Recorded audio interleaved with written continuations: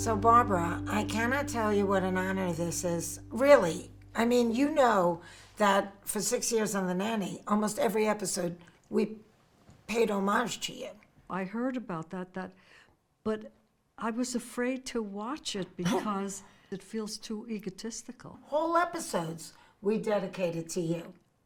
Oh, you should show them to me. Let me gush a little bit here. The book is unbelievable. Oh, now, I can't speak highly enough about it. I tell everybody to go get it. And the audio book, Yeah. people, I mean, you just get so much value for your money in an audio book because it's 48 freaking hours of you. And you thread in the music that's Yes. appropriate to the Yes. chapter that you're talking about. Listen, it is brilliant, and I think it should be like a university course on anyone that wants to that's be interesting. in this entertainment business. So my hat's off to you. Thank It's you, amazing. thank you, You're thank you. amazing. Thank you. Okay. First question.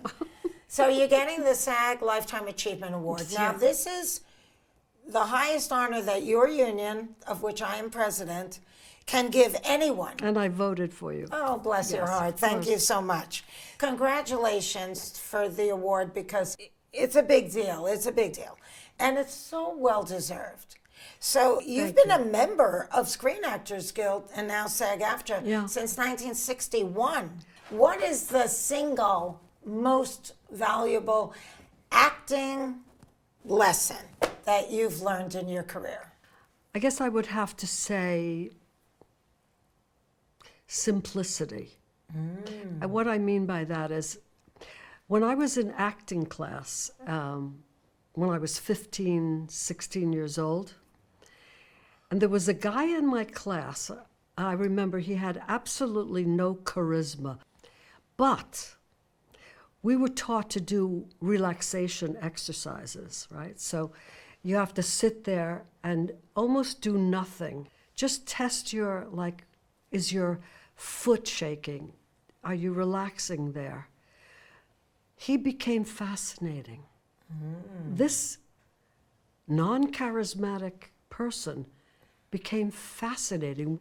And the single movement of an eyebrow raising was interesting. And it taught me a great lesson. I discovered the something in nothing. You know what I mean? It's just being human and accepting that, not pushing any other emotion. That's exactly perfectly put because in acting, less is more. Exactly. Yeah, a great actor has to rely on the truth. In other words, like every night when I'm singing a song, when I'm thinking, what am I thinking now? Am I thinking really about the lyric of the song? Usually the character in the play that sings the song. But I'm also thinking, God, I'm very hungry. Okay, where am I going to go afterwards? I mean, in other words, using the truth. And the audience can feel that. They know when you're telling the truth. Like I'm making a new record now, which I can't talk about, but I have my conductor that breathes with me. He sees me in my booth singing, and he's out there with the orchestra, but he can tell because I don't sing the song the same twice. Right. You know, I'm in the moment, and you can't, what are you going to do, copy what you did? Why would you do that? Do you watch any of those singing competition shows on TV? No. Oh, because I do. I love them. Right. And the coaches who are professional, very accomplished singers are always trying to train these amateur performers to feel what they're saying. Tell the story. Don't just do acrobats with your voice. Yeah, exactly. Why do you go high sometimes? It's only because the character is feeling great love at that moment. That's why you go high. It's like sometimes when I sing it and that night I'm not feeling so much love for this character, I may not go for that high note. You have to be in the moment is what I'm saying. You know, it's Which is a Zen meditation, being in the moment. yes, really. Yes, I used to read books on Zen when I was 16. I did, till I lost the books. But anyway, it stays with you. It totally stays with you. So listening is very important. That's what listening and then reacting honestly, because every take might be a little different from the other actor. Have you ever, though, had to work with an actor that doesn't listen but is just waiting to say his next line? Yes. It's As a matter of painful. fact, it's somebody I did a movie with, and I put something in that wasn't in the script about, look out over there, look, there's this fantastic plant. And the guy wouldn't look because it was his wrong side. Something like that. That's not being in the moment. No, it's not organic. I was doing a movie with Bob Redford, The Way We Were, and we both worked that way. So we had to be very observant. I mean, we were, sometimes I smiled when I said something, sometimes he laughed. We both have to react in the moment. It's not you have a preconception always, how you're going to play something, but then life intrudes. And life is spectacular, right? So you were actually compatible off screen in the way you approached acting, and we, the audience, felt the compatibility of the two of you on screen, and it became one of the great romance movies of all time. A love story. It was a wonderful love story of two opposites. Right. So we were fascinated by each other. He was fascinated that I came from Brooklyn. He thought I was exotic. Now, I looked at him and thought, blonde, blue-eyed skier, you're exotic to me. Nobody from Brooklyn. So our interest in each other, our curiosity comes across, in the filming. Yes. Have you been watching any of the movies from this year? Of course. So, did you see the movie about Leonard Bernstein? Oh, of course I saw it, yeah. I liked it a lot. And I knew Leonard Bernstein. I know, that's why. And I thought Bradley was wonderful. And even though the movie was called out as one of the best films of the year, Bradley wasn't nominated for Best Director. And the same thing happened to Greta Gerwig. But yes, and that you in happens, Prince of Tides. And me in The Prince of Tides. But that was different, because that was many years ago, when there were very few women in the DGA or the director section of the films, I want to talk a little bit about Yentl. Because that was an unbelievable achievement on so many different levels. First of all, you wore so many hats in the movie. You got the Golden Globe for Best Director. Which I was very shocked to get, because I was up against great directors. I mean, really wonderful directors. One I was going to work with, Ingmar Bergman. And you said it took you 15 years to get that movie made. Exactly. Yeah, because who wanted to do a movie about, a Jewish girl who wanted to study Talmud, and she has to dress as a man in order to get into school? You were breaking the ceiling in filmmaking for women by having the tenacity to say, I can do more than just be in front of the camera. Exactly. And winning, was very validating, winning as a director, all of it.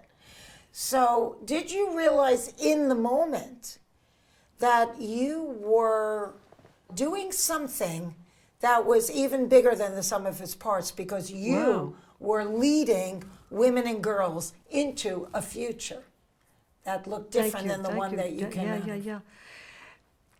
I think it has nothing to do with male or female. If you have a vision, it's a complete vision. That's why I had to do all those jobs. But does that mean you weren't thinking about that? I had a responsibility. Right. I had that on my To shoulders. women if and this- girls, or just Yeah. to the movie? No, to women and girls So you and the understood movie. that- It's all one thing. Right. In other words, I have a vision, and people are frightened that I can't control financial things. I enjoyed that position. Having to say, okay, if we shoot today and it's gray out, but I want lights on the water, I want the sun to be shining, to give us a hopeful feeling when Yentl is crossing that little river to go to her school. I have to weigh that. I'm weighing, tell me the cost. I'm capable of, handling finances. What will it cost if I put it off till tomorrow and wait for the sun? In other words, I loved balancing, the reality of the budget to the aesthetic. That's a grown-up. That's just a grown-up. I don't know if you're And a woman or a sometimes man. out of but necessity comes invention. Right. So they underestimated you that what? They thought that a woman couldn't stay on budget? Yeah, right. I mean, and we did. We were only 10%. They thought I was going to, go 100% over the budget? No. The budget was only 15 million. I think I came in at 16. And had to go through all those trials of having a completion bond and pressure and this and that, But I had to do it not only for my own sensibility, but there's where the women come in. For other women, why did they do this in 1916? They were able to make movies, and then all of a sudden, after the 40s, when men went to war, so women had more responsibility, and then it went back to, Sandra Dee movies and Beach blanket movies, Objectifying women? Well, that's by interesting. design, because who's making the decisions ultimately? This, though, what's happening with women and their bodies is unconscionable. It should be against the law. It was. 50, especially after 50 years of having that freedom. No, it's... We've been kind of dancing around all of this. You won for Yentl Best Director, but then 10 years later, even though you got 7 nominations with the Oscars, including Best Picture, Prince of Tides. Prince of Tides, Yeah. yes, you didn't get a nomination for Best Director. And now, even though the biggest grossing movie was directed by a woman this year, no nomination for Best Director. Sometimes things seem like it's advanced a lot, and then other times it seems like we're in the same hole we've always been in. Yeah. So are we standing still? Are we moving backwards? Have we made any progress? Or is it an illusion that we're allowed to think we're making progress, but then they clip our wings before we get too high? That's good. She just said it. Ah! Just use what she just said. No, that's probably true. The wheels are turning. It's payback time or something. It's payback time for women who have gotten too successful, I think. When you say Prince of Tides is a long time ago, P.S., Right. Here we are. But, I've noticed, because we watch a lot of films, and there are so many more women directing now. It's like it used to be such a shock, directed by a woman. But in the last few years, many women are directing movies. And I think television opened that up first. There's a lot of women directors that are in television, both in 1 hour and multicam, which is what I did, and I directed some of those. I made a documentary about the first women in film. When I was making Yentl, I did this research about these women. And even D.W. Griffith is called the father of film. These women were making films in 1916 before he made his great film. That's why they call it history, not herstory. That's right. Very good point. So you've done TV, you've done Broadway, and of course you've done film, and you've done them all well. But is there something that you like the best? Well, I love film because when I was in Funny Girl, oh my God, I love the experimental part of the job. meaning Putting it together, like Sondheim said. putting it together. We had 41 different last scenes for Funny Girl until opening night was the 42nd, good number too, by the way, that we'd close the show with that. You know, the 42nd version. I loved the different versions. I loved experimenting, you know. But once the show was opened, the show was frozen, I felt absolutely trapped. I was in my show 1,000 times. That is a lot.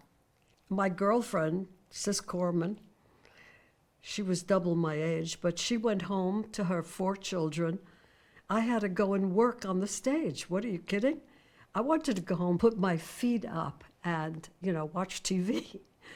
I could be home, you know, in my bathtub while other people are watching me perform in the movies.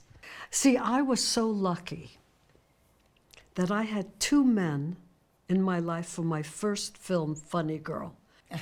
Okay? You're so This is lucky. 1967. What was it? 67, I think. Willie Wyler, who had gotten many Academy Awards, and Harry Stradling, the cinematographer. Because I knew the play. I played it 1,000 times, right? I said, you know, I brought him, like I did on The Way We Were. When I love a movie, I have versions of all the different scripts and what we did in Philadelphia, what we did in Boston. I would say, just, you know, if you're open to any kind of idea, Willie, there's this idea where she goes, whatever it is. First day of shooting, right, in the New Jersey train station. Fanny is now a star. The first thing I said to Willie the first day of shooting was, I have an idea. I saw Garbo in a movie where she's revealed in the smoke of the train, and then she appears, that beautiful face comes out of the smoke. And I said, I could do a funny routine on it.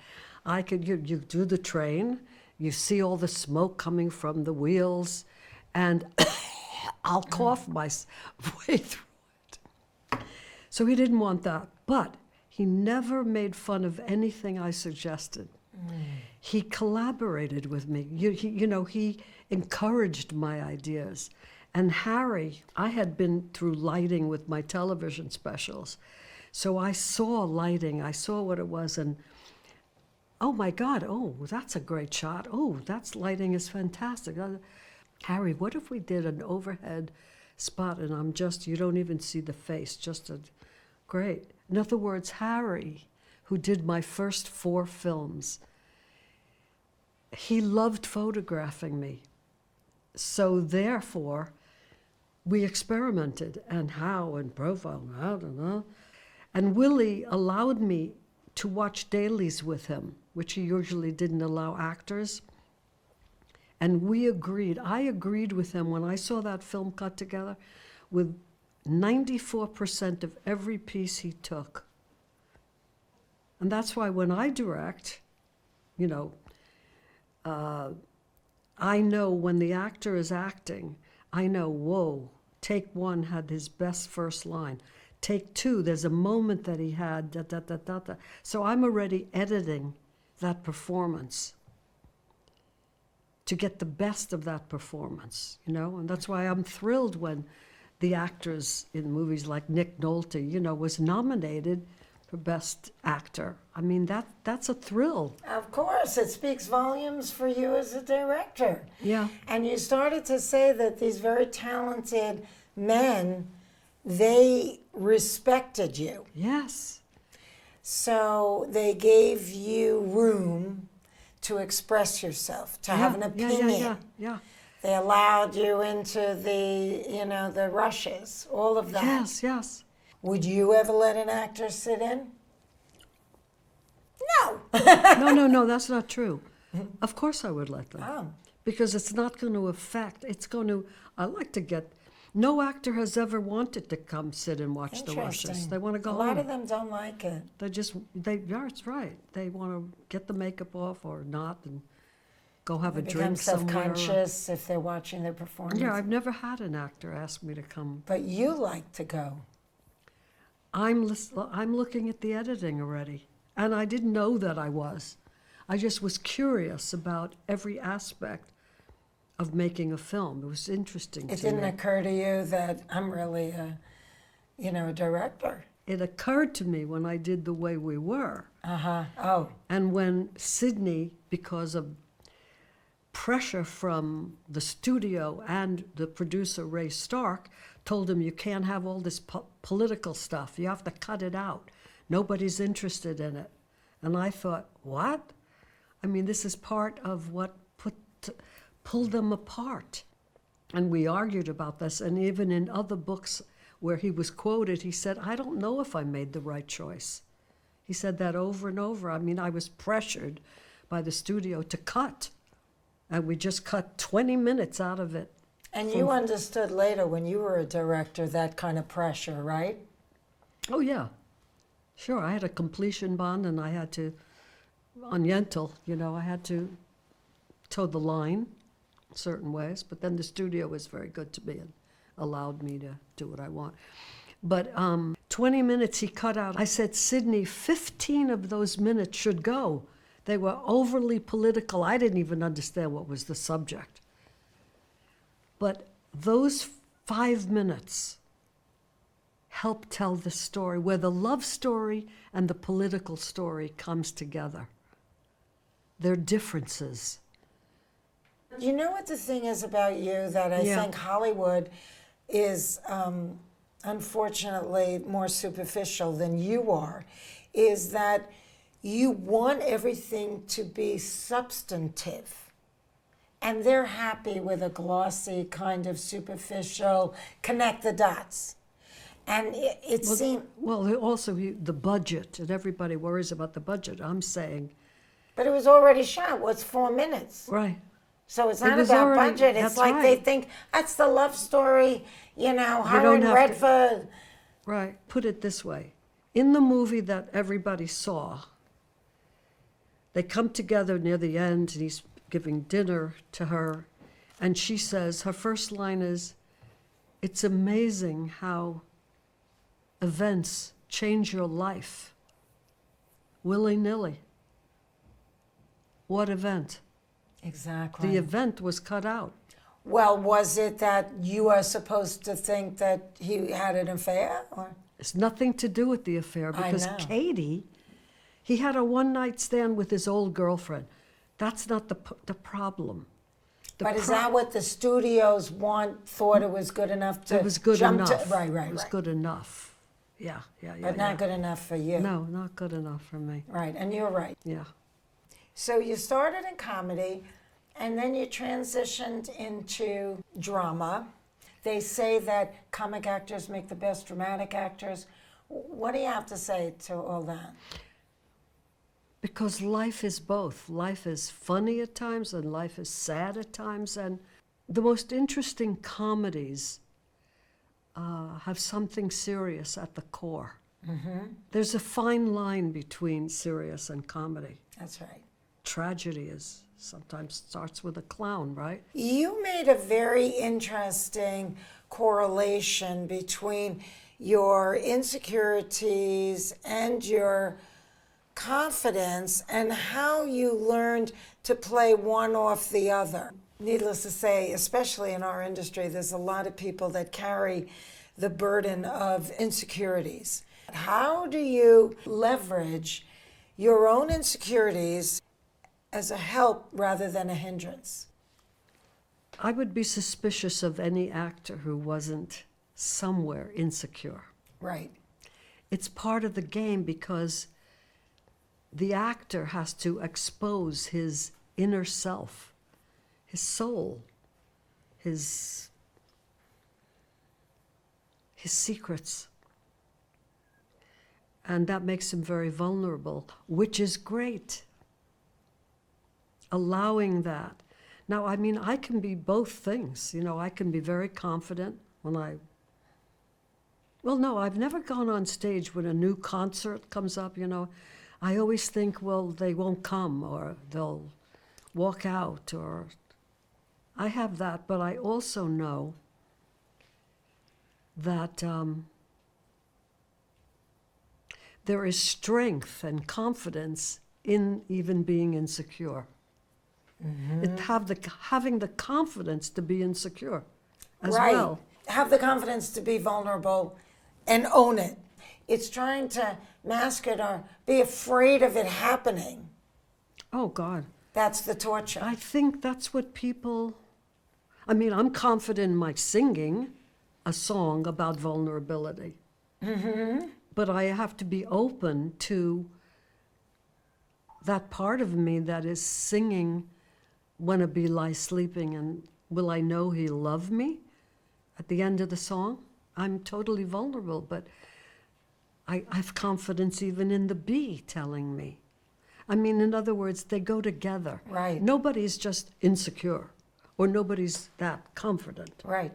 except assholes. Exactly. I mean, I don't mean even the insecure part, the confidence. Confidence, such total confidence, kind of a turnoff. Do you know what I mean? Definitely. You know what I would suggest to anybody? Examine your dreams. Jungian, you mean? Yeah, Yes. because it is the key to your unconscious before Yes. you're ready for it to be conscious. Right. I had a dream. I was in a relationship, and I thought, this is going nowhere. And the dream was me standing in the water, in the ocean, flailing and watching in the distance a boat sailing away. And I thought I would flounder, if I was floundering. And then I woke up. A little bit later, like a month or two later, I had the same kind of dream. But this time, the dream, there was a cement column from me into the ground of that ocean. And I knew I was better, meaning the boat sailed, but I'm holding on to something solid, substantial. That's the key. That's my intuitive sense. Right. All too often we dismiss it. But people And some have people that. like you, People have that ability Have a if heightened they sense. touch into it. you love working with actors. What is your process to get out of them your vision? Well, I'll give you an example. When I was doing The Mirror Has Two Faces, Lauren Bacall,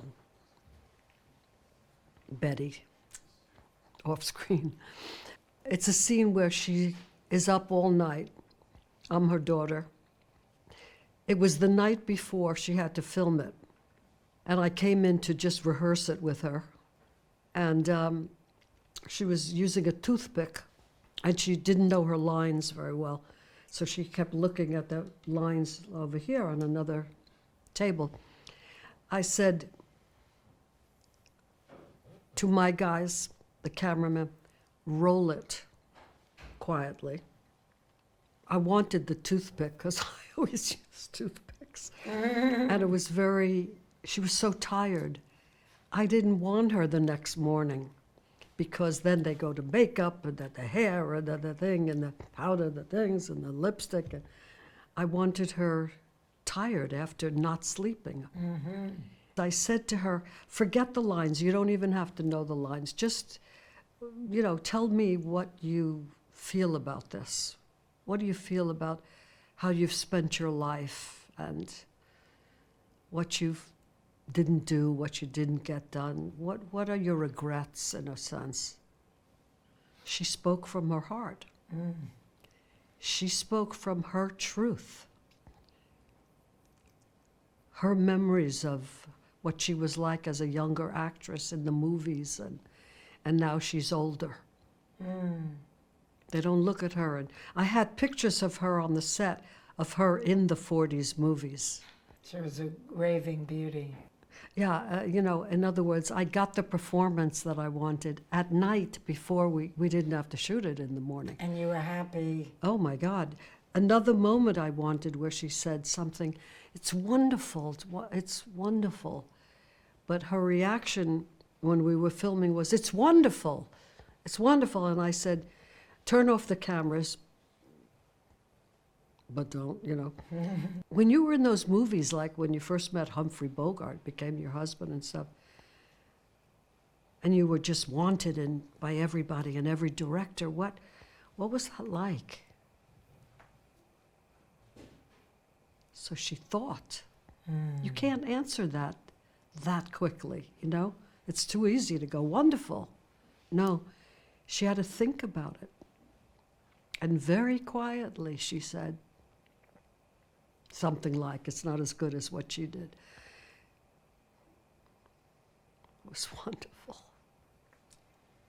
And that's what we That's see in in the that movie. And in that other scene as well. And she was nominated, and she got the Golden Globe, actually, for Best Supporting Actress. She was nominated for an Academy Award. I had to get to understand her, to know her, to love her, even though I was playing Her daughter. a daughter that didn't like her mother. Do you know what I mean? But as a director, you have to be a little parental, right? Yeah. You have to be loving. You have to love them in a way. You've made 3 movies. You've received 14 Academy Award nominations. Many of the actors, you know, achieved some of the best performances that you got out of them. What would you like to be remembered for? Well, I would say my films, my records, my book now, and my philanthropy. Philanthropy is very, very important in my life. I'm so glad you brought that up, because that was an area that we never got to. Yeah, it's important. I was able to start my foundation in 1986. The Yeah, in Streisand 1986, when I was horrified by what happened at Chernobyl. Yeah. And that's why I agreed to sing again, to raise money for 5 Democratic senators that took over the Senate. We became Democratic. I knew that shared my values. And it was against nuclear proliferation. Okay. It was for women's rights. It was for protection of the environment. Because I was scared in 1986 about what was happening to the earth also. I know I got an award somewhere that somebody looked it up, something in California awards. What struck me and made me very happy was George Shultz, who was Reagan's Secretary of State, came up to me and said, thank you. And I said, for what? You know, I thought he liked my singing or my acting or my movies, whatever. He said to me, no, for what you gave to, what your foundation funded to fight against nuclear proliferation. Now that is something that I'm very proud of. Do you see what I mean? Of course. Just trying to save the fucking world. Yes. In the book, I write about, we could go on for days. You know, we have to stop this because we're too indulgent. Yeah, You're a very special woman, very dear, very intelligent, and I'm wildly impressed by you. Well, I'm impressed by you too. Oh, how sweet. Because Thank behind that laugh of yours is a lot going on in there. Yeah. Thank you. We'll meet again, I'm sure. I hope so.